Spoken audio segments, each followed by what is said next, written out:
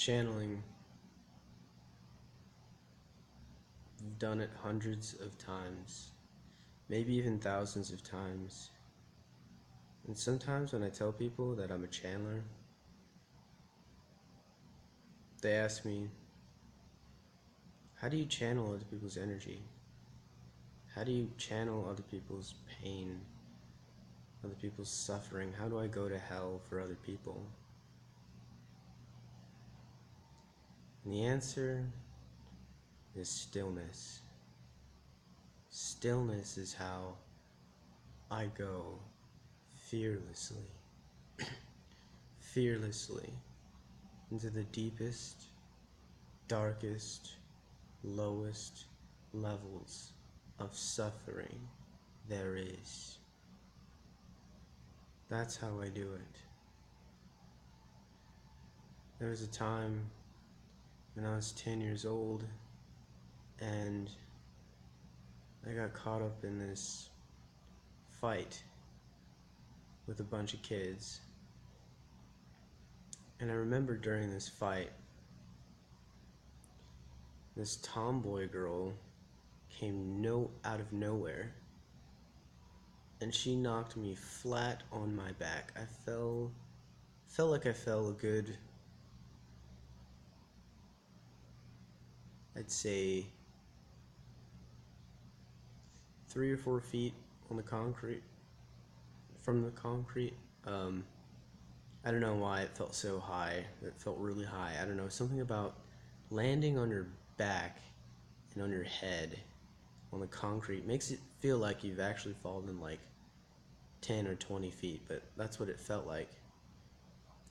I landed on the ground and I'm pretty sure I blacked out for like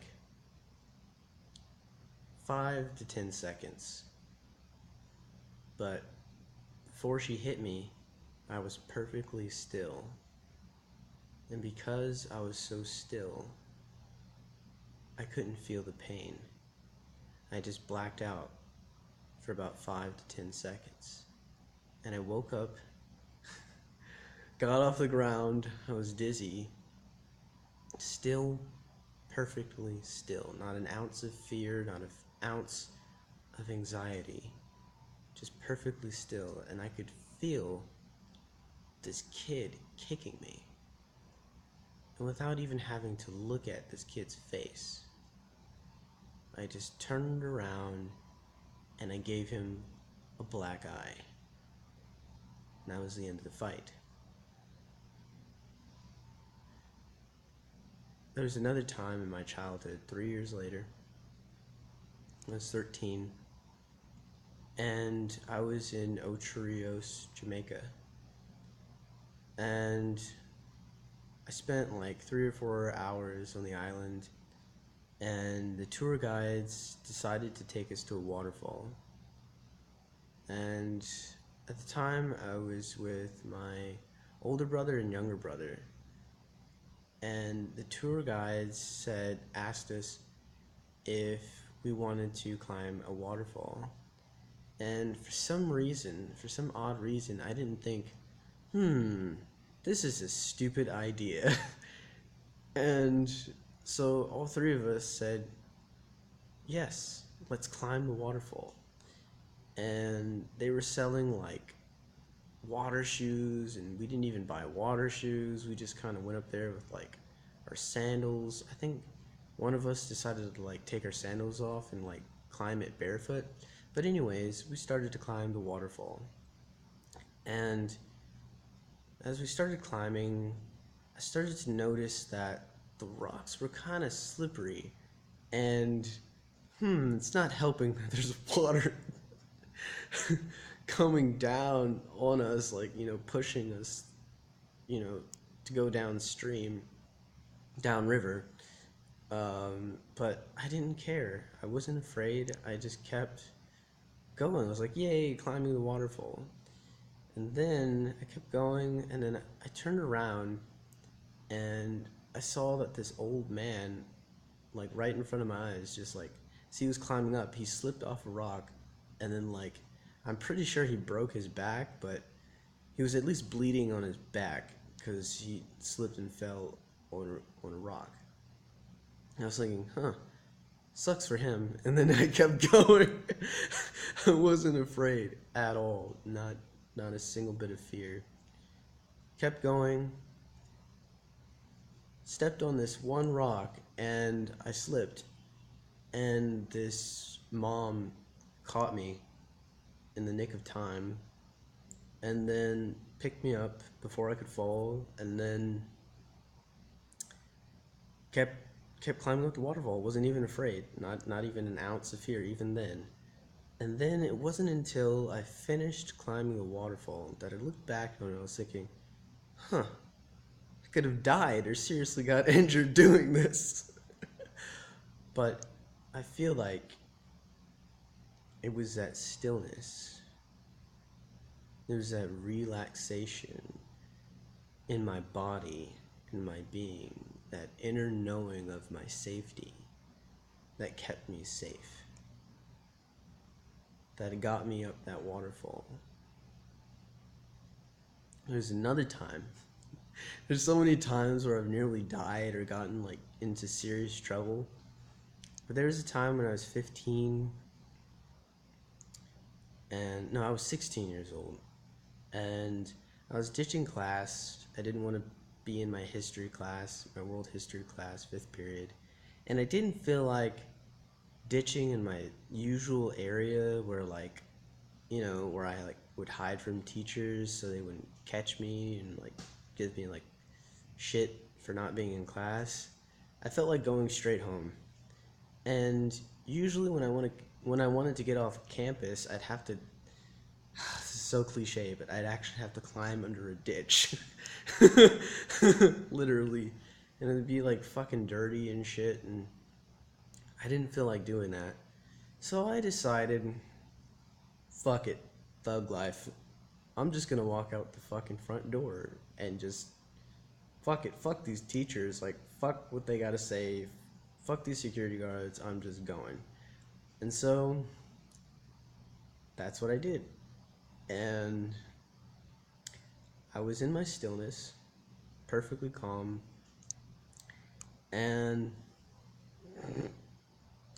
well, the security guards started chasing me, which shocked me, but I wasn't afraid. I was able to outrun them because they're really, really old and out of shape.